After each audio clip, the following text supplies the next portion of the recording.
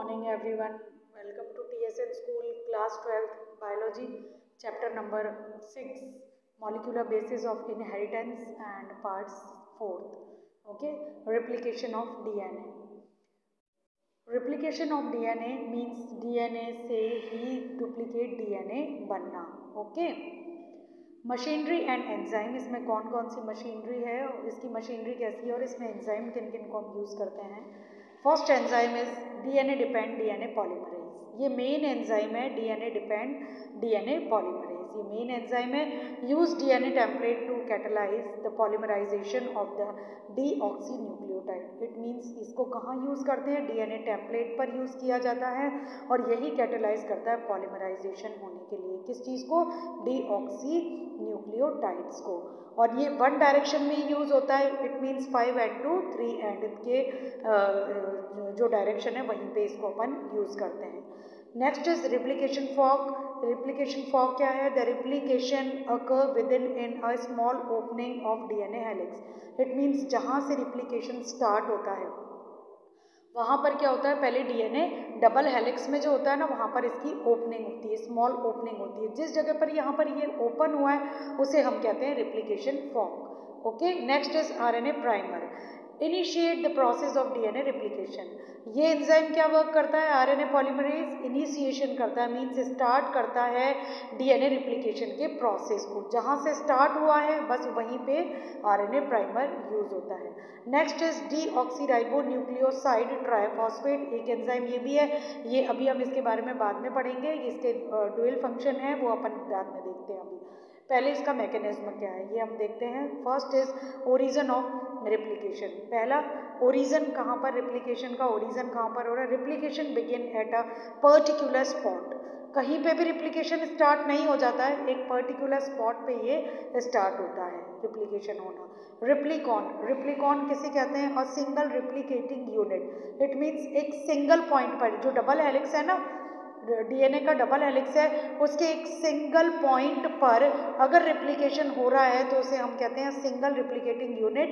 और ये कहाँ पर होता है, मोस्टली प्रोकैरियोटिक सेल्स में. कहाँ पर होता है ये, प्रोकैरियोटिक सेल्स जैसे बैक्टीरिया है, वायरस है, वहाँ पर एक सिंगल रिप्लिकॉन मिलता है. मीन्स एक सिंगल यूनिट पर ही डीएनए जो होता है वो स्टार्ट होता है. मल्टी रिप्लिकॉन एंड रिप्लिकॉन्स और replicons. It means several replicating units या सेगमेंट्स, बहुत सारी जगह पर. यानी पहले डीएनए जो है डबल हेलिक्स स्ट्रैंड से अनवाइंड हुआ और अनवाइंड होने के बाद उसके बहुत सारे ऐसे रिप्लिकेटिंग सेगमेंट्स बन जाते हैं जहाँ पर ये स्टार्ट होना शुरू कर देता है. और इसका एग्जाम्पल क्या है, जितने भी यूकैरियोटिक ऑर्गेनिज्म है. Next is activation of deoxyribo nucleotides. ठीक है. सेगमेंट्स ये कहाँ पर होते हैं, अकर फ्रीली इन न्यूक्लियोप्लाज्म. ये कहाँ पर हो रहा है, न्यूक्लियोप्लाज्म में होता है. जबकि जो प्रोकैरियोटिक सेल्स होती है वहाँ पर ये जो रिप्लिकेशन हो रहा है वो कहाँ पर हो रहा है, साइटोप्लाज्म में. ठीक है.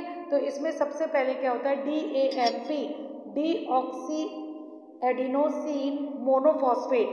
ये रिएक्शन करके क्या बनाता है, डीऑक्सी एडिनोसिन ट्राइफॉस्फेट DATP. और इसके लिए कौन सा एंजाइम रिस्पॉन्सिबल होता है, फॉस्फोराइलेज. और इसके लिए एनर्जी की जरूरत पड़ती है. इट मीन्स मोनोफॉस्फेट से एडिनोसिन ट्राइफॉस्फेट बनने के लिए हमें एनर्जी की ज़रूरत पड़ती है और एक एंजाइम की ज़रूरत पड़ती है जिसे हम क्या कह रहे हैं, फॉस्फोराइलेज. ठीक है. इसी तरीके से क्या होता है, DGMP. It means deoxy guanosine monophosphate. ये चेंज हो जाता है किस चीज़ में, डीऑक्सी ग्वानोसिन ट्राइफॉस्फेट. ठीक है. समझ रहे हैं ना आप. इट मीन्स ये जो है जितने भी चारों अपन ने पढ़ा था नाइट्रोजन बेसिस, ये मोनोफॉस्फेट से ट्राइफॉस्फेट में चेंज हो जाते हैं. Next is deoxy cytosine monophosphate change हो रहा है किसमें, डीऑक्सी साइटोसिन ट्राइफॉस्फेट में. इन सब के लिए कौन से एंजाइम की जरूरत पड़ रही है, फॉस्फोराइलेज और एनर्जी की जरूरत पड़ रही है. Next is deoxy thymidine monophosphate. ये किसमें चेंज हो रहा है, डीऑक्सी थाइनोसिन ट्राइफॉस्फेट में. ठीक है। अब आता है डीऑक्सीराइबो न्यूक्लियोसाइड ट्राइफॉस्फेट, जिसके बारे में अभी मैंने आपको कहा था कि हम बाद में डिस्कस करेंगे। वही ये एंजाइम है। ये क्या करता है, सेव एज ड्यूल पर्पस। इसको हम सेव करते हैं दो पर्पस के लिए। एक तो एक्ट एज सबस्ट्रेट, ये सबस्ट्रेट की फॉर्म में जहाँ पर कॉम्प्लीमेंट्री डीएनए बन रहा है, तो ये सबस्ट्रेट की तो ज़रूरत पड़ेगी ना, तो ये सबस्ट्रेट का वर्क कर रहा है एक तो, और दूसरा provide energy for polymerisation. Polymerisation जो हो रहा है उसके लिए एनर्जी प्रोवाइड कर रहा है ये। अब next is exposure of parent DNA strand.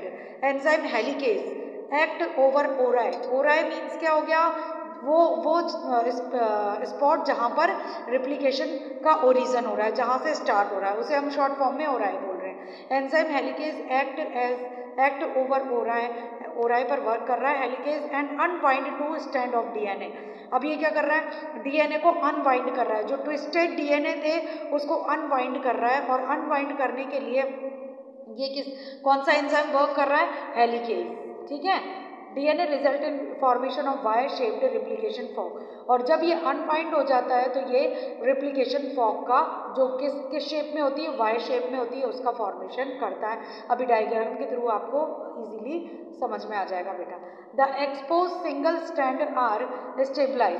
अब जो सिंगल स्ट्रैंड है वो जल्दी से वापस बाइंडिंग नहीं कर पाए, इसके लिए क्या करता है, इसको स्टेबलाइज करने के लिए, स्टेबल करने के लिए क्या होता है, एक एंजाइम इससे जाकर स्टिक हो जाता है, और इस एंजाइम को क्या बोलते हैं हम, single strand binding protein, SSBP, single strand binding protein.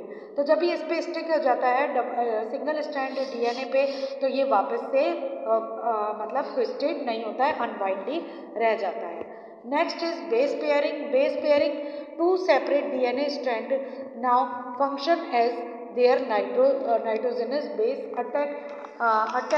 Attract complementary phosphorylated nucleotide. It means two separate होने वाले जो डीएनए स्ट्रैंड है, अभी मैंने कहा ना ये अनवाइंड हो जाते हैं यानी सेपरेट हो जाते हैं, और सेपरेट होने के बाद क्या होता है, now function as their nitrogenous base. अब इनकी जो नाइट्रोजन बेस है उस पर क्या होता है, कॉम्प्लीमेंट्री फॉस्फोराइलेटेड न्यूक्लियोटाइड आकर जुड़ते हैं। तो देखिए कैसे, DATP means deoxy adenosine triphosphate, ये किसको अट्रैक्ट करेगा, एडिनोसिन थाइमीन को। डीऑक्सी थाइमीन ट्राइफॉस्फेट अट्रैक्ट करेगा एडिनोसिन को। डीऑक्सी साइटोसिन ट्राइफॉस्फेट ग्वानिन को अट्रैक्ट करेगा, और डीऑक्सी ग्वानिसिन ट्राइफॉस्फेट साइटोडीन को अट्रैक्ट करेगा। ओके। और अट्रैक्ट करने के बाद क्या होगा, एंजाइम पायरोफॉस्फेट, एक एंजाइम है पायरोफॉस्फेट, ये रिमूव करता है 2 फॉस्फेट फ्रॉम फॉस्फोराइलेटेड न्यूक्लियोटाइड, यानी ये रिमूव करने का वर्क करता है 2 फॉस्फेट्स को। यानी कहने का मतलब ये है कि जो ट्राइफॉस्फेट है ये मोनोफॉस्फेट में कन्वर्ट हो जाएगा। तो जब मोनोफॉस्फेट में ही कन्वर्ट होगा तो 2 इसमें से फॉस्फोराइलेटेड न्यूक्लियोटाइड रिमूव होंगे, तभी तो ये मोनो में चेंज होगा। तो ये कौन चेंज कर रहा है, phosphate. Okay. It release energy which used binding hydrogen bond, और जब ये मोनोफॉस्फेट में कन्वर्ट हो रहा है ट्राइफॉस्फेट, तो उससे बहुत सारी एनर्जी जो होती है वो रिलीज होती है, और वो कहाँ काम में ली जाती है, हाइड्रोजन बॉन्डिंग करने में। जब हम बिल्ड करते हैं हाइड्रोजन बॉन्ड को तो उसमें ये वर्क करता है। अब देखिए यहाँ पर ये जो इसकी मशीनरी थी वो स्टार्ट होती है, सबसे पहले होता है leading strand and lagging strand. 2 strand इसमें बन रहे हैं। Leading strand with polarity 3n/5 end, वो वाला स्ट्रैंड जिसकी पोलरिटी 3n/5 एंड है, from its complementary strand continuously, because अब ये क्या होता है, ये कंटिन्यूसली अपने कॉम्प्लीमेंट्री जीन को अटैच करता जाता है, हाइड्रोजन बॉन्डिंग करता जाता है। Because 3n is always open from elongation. क्यों, क्योंकि 3n जो होता है वो हमेशा ओपन रहता है, किस चीज़ के लिए, इलोंगेशन के लिए। इलोंगेशन मतलब नए जो कॉम्प्लीमेंट्री जीन हो रहे हैं वो इसी साइड पर आकर बाइंड होते जाते हैं, और नया जो स्ट्रैंड है डीएनए का वो बनता जाता है। Next is lagging strand with polarity 5n/3। अब दूसरा स्ट्रैंड जो है उसे हम लैगिंग स्ट्रैंड बोल रहे हैं, जिसकी पोलरिटी कहाँ से बन रही है, 3n/5 end is complementary strand discontinuously, और इसमें जो कॉम्प्लीमेंट्री स्ट्रैंड बनते हैं वो डिसकंटिन्यू बनते हैं। वाई, इसका रीजन भी अभी मैं आपको बताऊंगी। अब देखिए इसका एक फिगर है, ये मैं देखते हैं, इसमें ये डबल हेलिक्स डीएनए है, डबल हेलिक्स में अब जब ये ओपन हुआ, अनवाइंड हुआ, तो ये वाई शेप में चेंज हो गया। वाई शेप में चेंज हुआ तो देखिए 5' to 3' जो है वो है पेरेंटल डबल हेलिक्स जीन, और इसमें क्या होता है SSBP जो अभी अपन ने पढ़ा, जैसे ही अनवाइंड होता है ये इससे जाकर स्टिक हो जाता है। वाई? बिकॉज ये वापस से दोनों जो वाई शेप है वापस एक सिंगल आई में चेंज ना हो जाए, इसीलिए ये इससे जाकर अटैच हो जाता है। नेक्स्ट, और रेप्लिकेशन फॉर्म कौन सी है? 3' to 5' वाली। हेलिकेज क्या वर्क कर रहा है? हेलिकेज जो न्यू न्यूक्लियोटाइड बन रहे हैं उनको अटैच करने का वर्क कर रहा है। ठीक है, नेक्स्ट ये तो हो गया leading stand. Next is lagging stand. Lagging stand जो सेकंड स्टैंड जो है इसका दूसरा वाला जो 3 to 5 है उसको हम लैगिंग स्टैंड बोल रहे हैं, और ये डिसकंटिन्यूस इसलिए होता है बिकॉज जब एक स्टैंड पे, लीडिंग स्टैंड पे जब DNA के न्यूक्लियोटाइड जुड़ते जाते हैं या नाइट्रोजन जुड़ते जाते हैं तो उसमें एक स्ट्रेस सा बढ़ जाता है, और इस स्ट्रेस के कारण क्या होता है, ये जो सेगमेंट्स होते हैं वो जगह जगह पर या टूट जाते हैं, जिन्हें हम ओकाजाकी फ्रेगमेंट्स बोलते हैं। ये कंटिन्यूस नहीं होता है, ये डिसकंटिन्यूस होता है। Due to exposure of small stretch, थोड़ा सा स्ट्रेच इस पर बढ़ जाता है, उसकी वजह से टेम्पलेट जो होता है वो एक ही टाइम में कंटिन्यूस ना बनकर फ्रेगमेंट्स में बन जाता है, और इन फ्रेगमेंट्स को बोलते हैं Okazaki fragments. Short segments of replicated DNA join together the enzyme DNA ligase, और फिर बाद में इनके ऊपर वर्क होता है DNA लाइगेज का, जिसकी वजह से ये जो फ्रेगमेंट्स हैं वो जुड़ जाते हैं, और जुड़ने के बाद ये रिप्लिकेशन का प्रोसेस कंप्लीट करते हैं। ओके बेटा। Next is transcription. अब देखिए ट्रांसक्रिप्शन जो अपन पढ़ रहे हैं वो क्या प्रोसेस है? Process of कॉपिंग genetic information from one strand of DNA into RNA।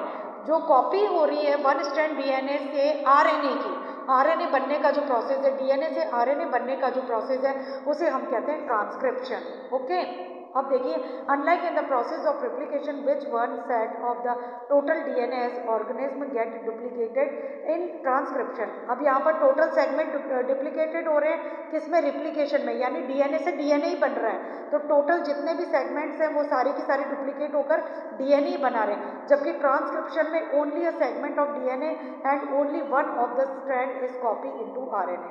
केवल इसमें एक DNA ही कॉपी करके RNA को बना रहा है। Why both of segments are not copied during transcription? अब ये NCERT में एक क्वेश्चन बनता है बेटा, इंपॉर्टेंट बोर्ड एग्जामिनेशन में आपके क्वेश्चन आता है कि दोनों ही स्ट्रैंड कॉपी क्यों नहीं करते हैं RNA को, यानी ट्रांसक्रिप्शन में दोनों ही DNA क्यों नहीं, DNA हेलिक्स क्यों नहीं पार्टिसिपेट कर रहे हैं, उसके रीजन बताएं। First reason, if both strand act as a template they would code for RNA which different sequence. Complementary does not mean identical, and in turn if they code for protein the sequence of amino acid in the protein would be different. It means अगर दोनों ही DNA strand RNA को code करना start कर दे तो RNA से जो protein बन रहा है वो आइडेंटिकल नहीं होगा और ना ही वो कॉम्प्लीमेंट्री होगा, और जो एमिनो एसिड्स होते हैं उनका सीक्वेंस भी डिफरेंट होगा।